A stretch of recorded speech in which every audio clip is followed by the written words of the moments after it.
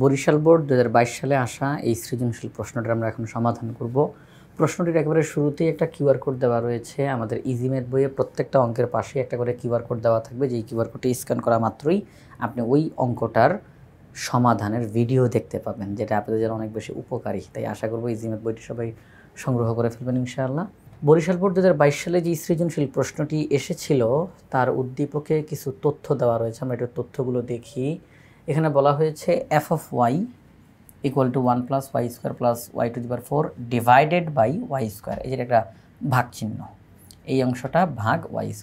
এরপরে এস নামে একটা অন্যয় দেওয়া আছে, S equal to x, y such that x belongs to a, y belongs to a এবং y ইকুয়াল টু 2 - x।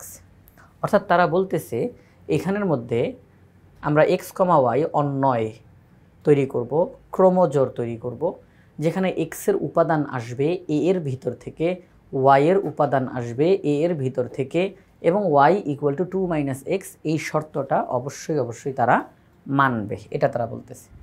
এবার এই যে x এর উপাদানগুলো a এর ভিতর থেকে আসবে, y এর উপাদানগুলো a এর ভিতর থেকে আসবে, এই এটা কোথায়? নিচের লাইনেই a এর মান দিয়ে দিছে 0 1 2 3। এবার এগুলো তো উদ্দীপকের তথ্য গেল। ক নাম্বার প্রশ্নে কি বলছে? যদি x + y, 6 এটা একটা ক্রমজোড় ইকুয়াল টু 0, x - y এটা আরও একটা ক্রমজোড়, এই দুইটা ক্রমজোড়ের মাঝখানে সমান চিহ্ন দেওয়া আছে, অর্থাৎ এই ক্রমজোড় আর এই ক্রমজোড় পরস্পর সমান, তাহলে x, y এর মান নির্ণয় করো। আমরা সবগুলো প্রশ্নেরই সমাধান করব ধারাবাহিকভাবে। এখন ক নাম্বার প্রশ্নটা সমাধানটা আগে করে ফেলি। যখন দুইটা ক্রমজোড়ের মাঝখানে সমান চিহ্ন থাকে তখন ক্রমজোড়ের নিয়ম মানতে হয়।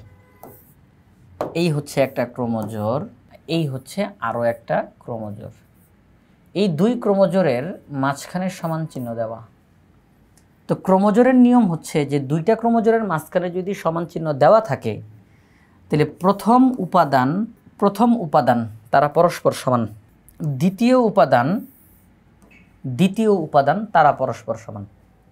অর্থাৎ দুইটা ক্রমজোড়ের মাঝখানে যদি সমান চিহ্ন দেওয়া থাকে তাহলে এই ক্রমজোড়ের প্রথম উপাদান আর ওই ক্রমজোড়ের প্রথম উপাদান প্রথম তারা সমান, দ্বিতীয় তারা সমান, এটা হচ্ছে নিয়ম। তাহলে ওই হিসাবে আমরা বলতে পারি x + y equal two 0, 6 equal to x - y। সেখান থেকে x এবং y এর মান বের হয়ে যাবে খুবই সহজে। আমরা এখানে লিখে ফেললাম, দেওয়া আছে তথ্যটা ক্রমজোড়ের নিয়ম অনুসারে 1 নং 2 নং সমান পাই। আমরা 1 নং এবং 2 নংকে যদি যোগ করে দিই, 1 নং সমীকরণ 2 নং সমীকরণ যদি যোগ করে দিই তাহলে 1 নং এর বাম পক্ষ যোগ 2 নং এর বাম পক্ষ, যেমন x + y plus x - y। 1 নং এর ডান পক্ষ 0, 2 নং এর ডান পক্ষ 6। তাহলে কী থাকে? y আর y কাটা, তাহলে 2x থাকে, 2x ইকুয়াল টু 6। তাহলে আমরা পেলাম যে 1 নং আর 2 নং সমীকরণকে যদি আমরা যোগ করি তাহলে 2x equal to 6, x equal to 3। আমরা x এর মান পেয়ে গেছি 3। এই যে x এর মান নির্দিষ্ট করে পেয়ে গেলাম 3, এটাকে যদি 1 নং সমীকরণে বসাই দিই তাহলে y এর মান চলে আসবে। এই যে x এর মান এখানে 3 বসাই দিলাম, যে 3 + y ইকুয়াল টু 0। এই 3 পরের লাইনে গিয়ে -3 হয়ে যাবে, তার মানে y এর মান -3। y এর মান কত? -3 বের হয়ে গেছে।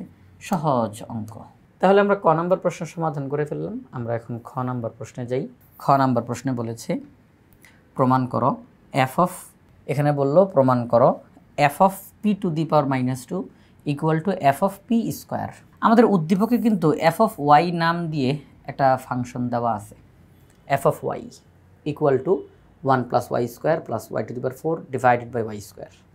এখন আমাদেরকে বললো তোমরা প্রমাণ করো f of p⁻²। আচ্ছা, f of p⁻² মানে কি?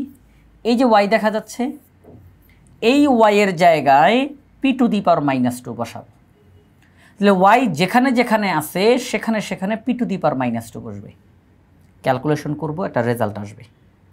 এরপরে নতুন করে আবার এই ফাংশনটার মধ্যে y এর জায়গায় p² বসাবো, y এর জায়গায় p², যেখানে y সেখানে p² বসাবো। ক্যালকুলেশন করব, একটা রেজাল্ট আসবে, সেটা f of p² এর মান।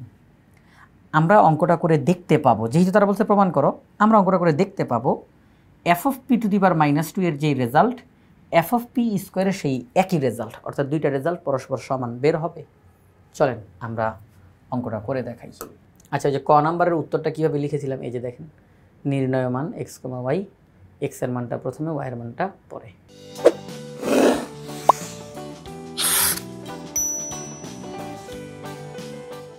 তো খ নাম্বার অঙ্ক করতে গিয়ে উদ্দীপকে যেই এফ অফ ওয়াই দেওয়া আছে তাকে লিখলাম, ডিভাইডেড বাই চিহ্নটা এখন এইভাবে করে দিলাম, সুতরাং কোনো সমস্যা নাই। এখন আমরা F of P to the power -2 নির্ণয় করতে চাই, তাহলে ওয়াইয়ের জায়গায় F of P to the power -2, বাহিরে স্কোয়ার, ওয়াইয়ের জায়গায় পি টু দি পাওয়ার -2, বাহিরে 4, ওয়াইয়ের জায়গায় পি টু দি পাওয়ার -2, বাহিরে স্কোয়ার, একটানা বলে ফেললাম, তাই না? মানগুলো বসিয়ে ফেললাম। এখন শুধু ক্যালকুলেশন করার পালা। সেটা হচ্ছে আমরা জানি পাওয়ারে গুণ হয়, তাহলে 2 দুগুণে 4, 4 দুগুণে 8, 2 দুগুণে 4 বসাইলাম।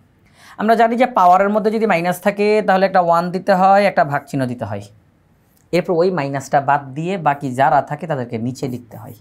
তাহলে পি টু দি পাওয়ার -4, এই যে পাওয়ারের মধ্যে মাইনাস চিহ্ন দেখতে পাচ্ছি, তো এই মাইনাসের পরিবর্তে একটা 1 দিব, একটা ভাগ চিহ্ন দিব। এরপরে মাইনাসটা বাদে বাকি যা আছে পি টু দি পাওয়ার 4 তাদেরকে নিচে বসাবো, এটা সিস্টেম। তাইলে আমরা লিখলাম 1 by P to the power 4, 1 by P to the power 8, 1 by P to the power 4। উপরে লসাগু করতে পারি, 1 এর নিচে মনে মনে 1 আছে, 1 P to the power 4, P to the power 8, লসাগু হচ্ছে P to the power 8।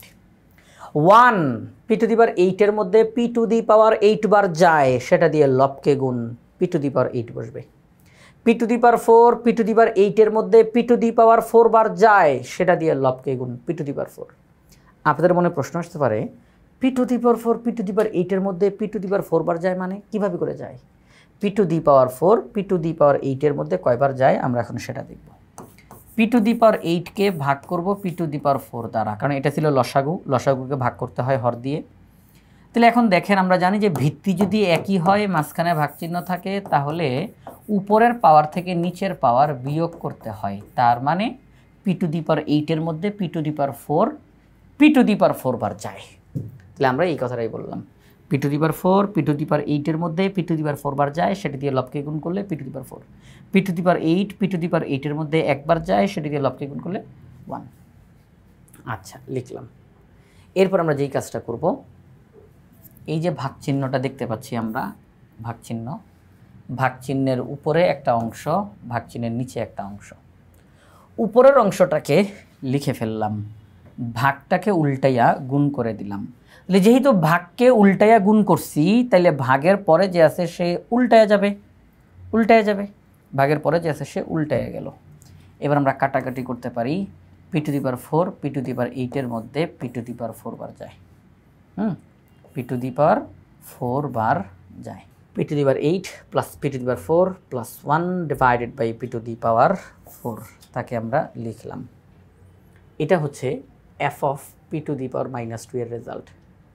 F of P to the power -2 তার রেজাল্ট এইটা। এখন আমরা এফ অফ পি স্কোয়ারের মান বের করব। এফ অফ পি স্কোয়ার তার মান আমরা এখন নির্ণয় করব। চলেন আমরা এফ অফ পি স্কোয়ারের মান নির্ণয় করি। একই সিস্টেমে করব। আমাদেরকে এফ অফ ওয়াই দেওয়া ছিল উদ্দীপকে, এফ অফ ওয়াই, সেখানে এখন আমরা এফ অফ পি স্কোয়ার বসাবো, ওয়াইয়ের জায়গায় পি স্কোয়ার, ওয়াইয়ের জায়গায় পি স্কোয়ার। ক্যালকুলেশন করলে এটা আসে রেজাল্ট।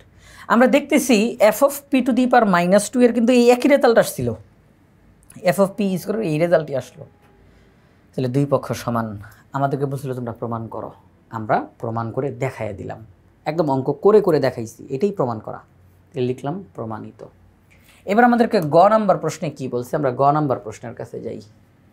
গ নাম্বার প্রশ্নে বলছে এসকে তালিকা পদ্ধতিতে প্রকাশ করো এবং তার ডোমেন ও রেঞ্জ নির্ণয় করো। উদ্দীপকের মধ্যে যেই এস আছে সেটা হচ্ছে একটা অন্যয়, এখানের মধ্যে একের পর এক ক্রমজোর তৈরি হবে, ক্রমজোর। এখানের মধ্যে এক্সের মান আসবে এ সেটের ভিতর থেকে, ওয়াইয়ের মান আসবে এ সেটের ভিতর থেকে, এবং ওয়াই ইকুয়াল টু 2 - x, এই শর্ত মানতে হবে। এই সবগুলো শর্ত যারা মানবে কেবলমাত্র তারাই বসতে পারবে।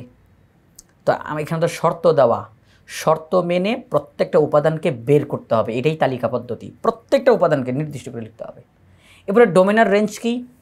আমরা যখন ক্রোমোজোরগুলো তৈরি করে করে লিখব, ক্রোমোজোরগুলো এক্স কমা ওয়াই এক্স কমা ওয়াই এক্স কমা ওয়াই, প্রথম উপাদানগুলোকে বলা হয় ডোমেন আর দ্বিতীয় উপাদানগুলোকে বলা হয় রেঞ্জ।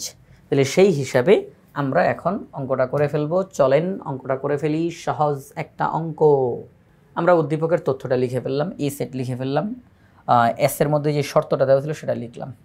একটা ছক তৈরি করব। ছক তৈরি করার পরে আমি একটু মুছে দিচ্ছি এটা। হ্যাঁ, এটা কিন্তু আমরা ইজি ম্যাথ বই থেকে সমাধান করতেছি। তো ইজি ম্যাথ বইয়ে কীভাবে করে লেখাগুলো রয়েছে আপনারা দেখতে পাচ্ছেন। তো এই যে ছক তৈরি করলাম, এই ছকের মধ্যে আমরা এক্সের মানগুলো এ এর ভিতর থেকে এনে বসাবো। এ এর ভিতর থেকে 0 এনে এক্সের মান হিসেবে বসাইলাম, 1 এনে বসাইলাম, 2 এনে বসাইলাম, 3 এনে বসাইলাম। এগুলো সব এক্সের মান। আচ্ছা, ঠিক আছে। এবার এই যে এক্সের মানটা, এটাকে আমরা এই সমীকরণে বসাবো। 0 বসাই, 2 - 0 তাহলে 2 হয়। 1 বসাই, 2 - 1 তাহলে 1, 2 2 - 2 তাহলে 0, 3 2 - 3 তাহলে -1। তাহলে আমরা ক্যালকুলেশন করে মানগুলো বসাইলাম। এখন দেখেন এক্সের এই মানগুলো এর ভিতর থেকে আসছে, এখানে কোনো সন্দেহ নাই। আমরা এর ভিতর থেকে দেখেই এখানে বসাইছি। ওয়াইয়ের মানগুলো এই যে ক্যালকুলেশন করে বসাইছি, তাহলে এখানের শর্তটাও মানছে।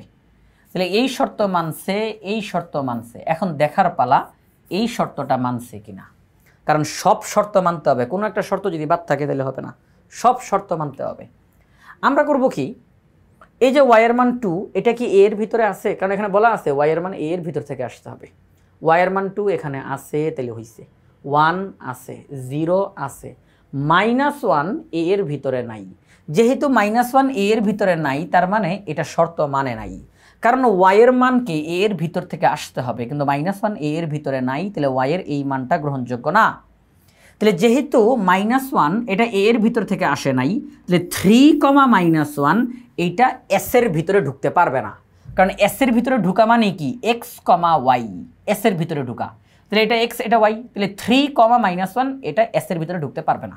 আমরা লিখে দিলাম -1 নট বিলংস টু এ, সেহেতু 3, নট বিলংস টু এস। বাকিরা তো শর্ত মানছে, তাহলে বাকিরা সবাই এস এর ভিতরে ঢুকতে পারবে। এটা x এর মান, এটা y এর মান।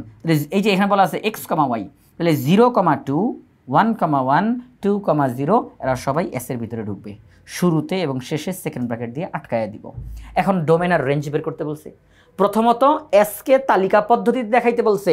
আমরা এই যে তালিকা পদ্ধতিতে দেখাই দিলাম, প্রত্যেকটা উপাদান নির্দিষ্ট করে দেখাই দিয়েছি, সব শর্ত মানছে এরা। ডোমেন হচ্ছে এই ক্রোমোজোরগুলোর প্রথম উপাদান, প্রথম উপাদান, প্রথম উপাদান, প্রথম উপাদান, তাহলে 0, 1, 2 এরা হচ্ছে ডোমেন। রেঞ্জ হচ্ছে দ্বিতীয় উপাদান 2, 1, 0, তাহলে 2, 1, 0 এটা হচ্ছে রেঞ্জ। তাহলে ডোমেনও বের করলাম, রেঞ্জও বের করলাম। ইজি ম্যাথ বই থেকে আমরা বরিশাল বোর্ড 2022 সালে আসা সৃজনশীল প্রশ্নটার সমাধানও করে ফেললাম। তো আমাদের ইজি ম্যাথ বইয়ে প্রত্যেকটা অঙ্কের পাশে এরকম কিউআর কোড দেওয়া রয়েছে। আশা করব আপনারা সবাই ইজি ম্যাথ বইটি সংগ্রহ করে ফেলবেন ইনশাআল্লাহ।